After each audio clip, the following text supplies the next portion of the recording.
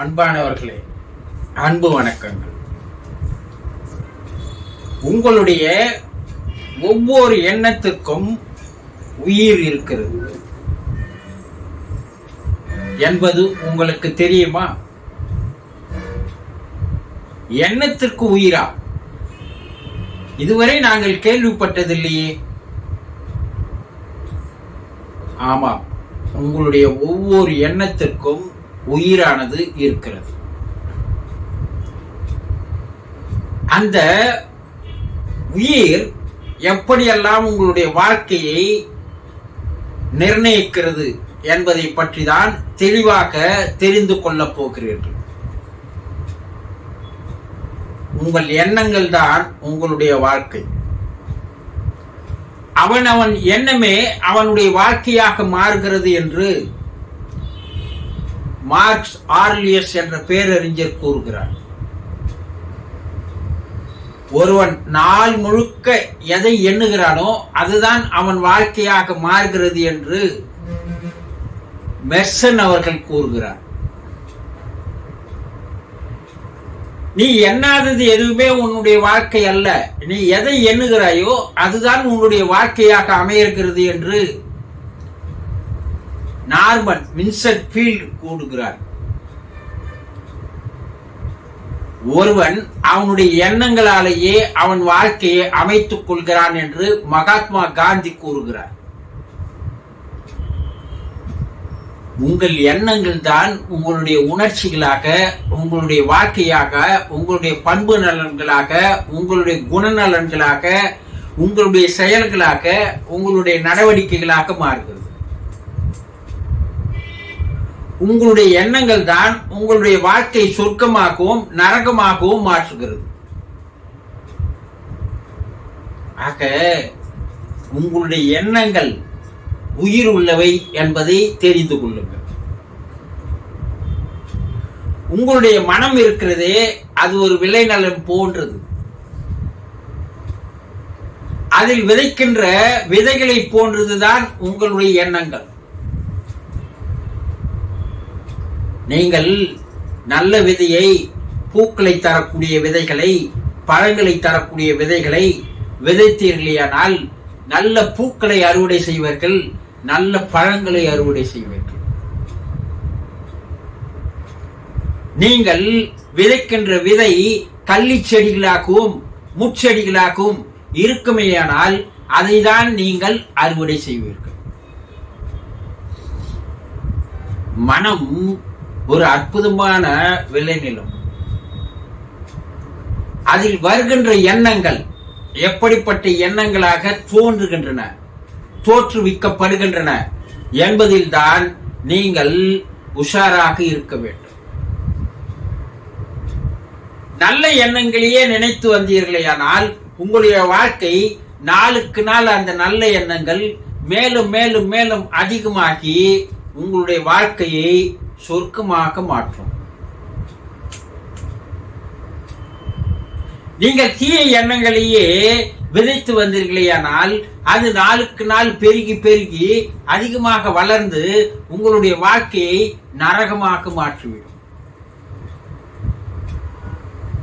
உங்கள் வாழ்க்கையை வசந்தமாக மாற்றிக்கொள்ளப் போகிறீர்களா, வறண்ட பாலைவனமாக மாற்றிக்கொள்ளப் போகிறீர்களா என்பது உங்களிடம் தான் இருக்கிறதே தவிர இது வேறு யாரிடமும் அல்ல.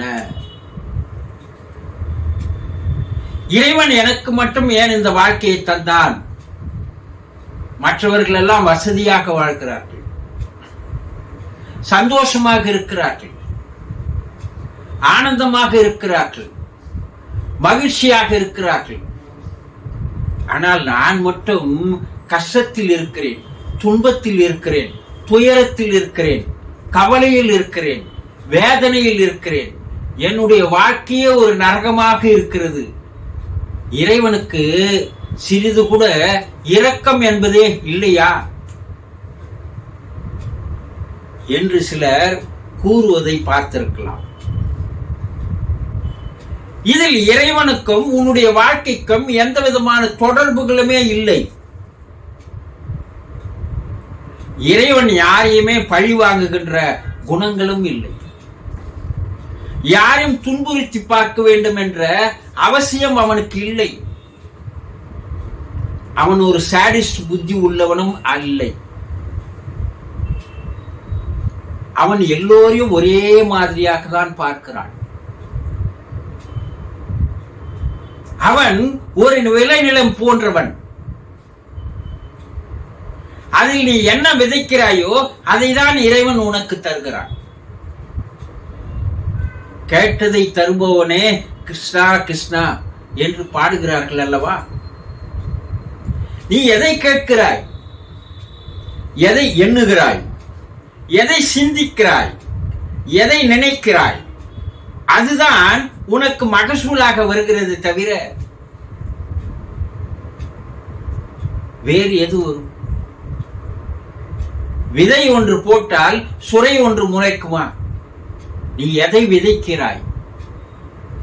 அந்த விதைக்கு உயிர் இருக்கிறது.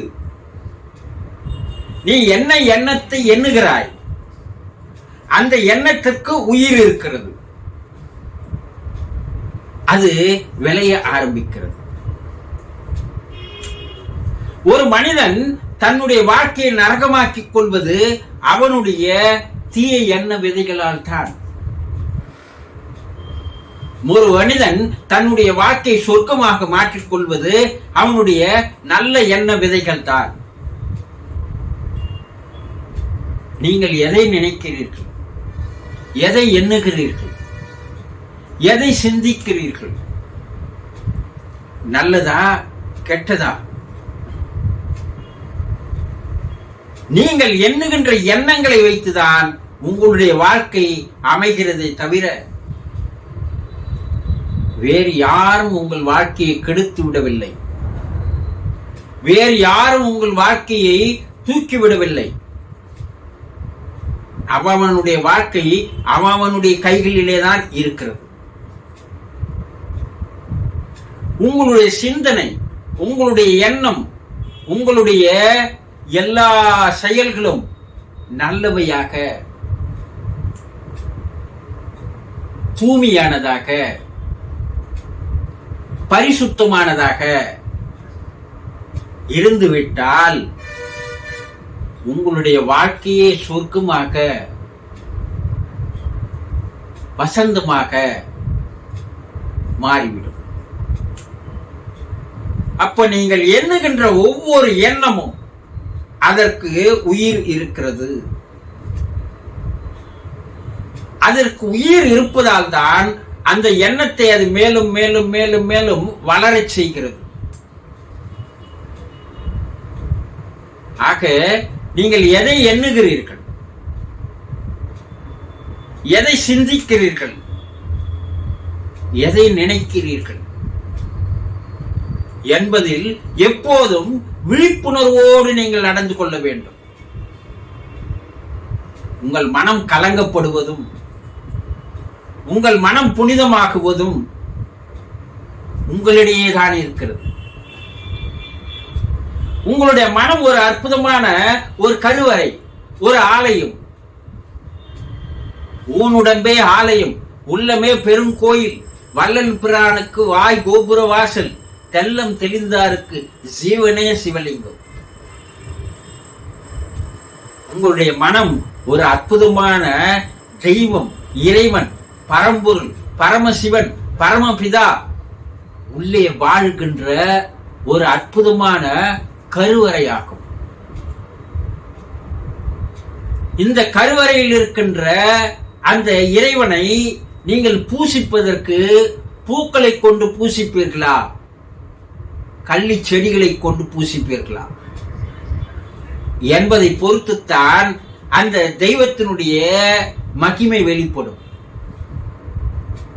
உங்கள் மனதை எப்போதும் தெய்வ அம்சம் கொண்ட ஒரு கோவிலாக, ஒரு ஆலயமாக நீங்கள் மாற்றிக்கொள்ள வேண்டும். நல்ல எண்ணங்களே இருக்குமேயானால், நல்ல சிந்தனைகளே இருக்குமேயானால்,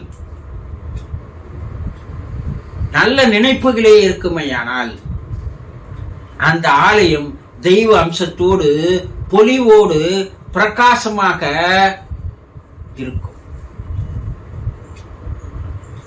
அது உங்களை மட்டுமல்ல, உங்களை சுற்றி இருப்பவர்களையும் அது மாற்றும். ஆனால் அந்த ஆலயத்திற்குள் நீங்கள் சாத்தான்களையும் கோட்டான்களையும் தீய விலங்கினங்களையும் உள்ளே விடுவையானால் அந்த ஆலயம் புனித கெட்டு போய் அது சாத்தான் வாழும் மாளிகையாக மாறிவிடும். ஆக உங்களுடைய ஒவ்வொரு எண்ணமும் நல்லதா தீயதா என்பதை சிந்தித்து பார்த்து தீய எண்ணங்கள் உதிக்குமேயானால் அதை முதலில் அழித்து வெளியேற்ற வேண்டும். நல்ல எண்ணங்களை உற்பத்தி செய்வதற்கு, சிந்திப்பதற்கு, எண்ணுவதற்கு முயற்சி செய்ய வேண்டும். ஆக உங்களுடைய ஒவ்வொரு எண்ணத்திற்கும் உயிர் உண்டு. தீய எண்ணமாக இருந்தாலும் அது வளரும், நல்ல எண்ணமாக இருந்தாலும் அது வளரும். ஏனென்றால் அவை உயிர் உள்ளவை. நல்ல எண்ணங்களை உற்பத்தி செய்வதும் தீய எண்ணங்களை உற்பத்தி செய்வதும் வாழ்க்கையை சொர்க்கமாக்கிக் கொள்வதும் நரகமாக்கிக் கொள்வதும் உங்களுடைய கைகளில் தான் இருக்கிறது என்பதை புரிந்து கொண்டால் எண்ணங்களுக்கு உயிர் இருக்கிறது என்பது உங்களுக்கு தெரிய வரும். தெரிந்து கொண்டீர்களா? சந்தோஷம்.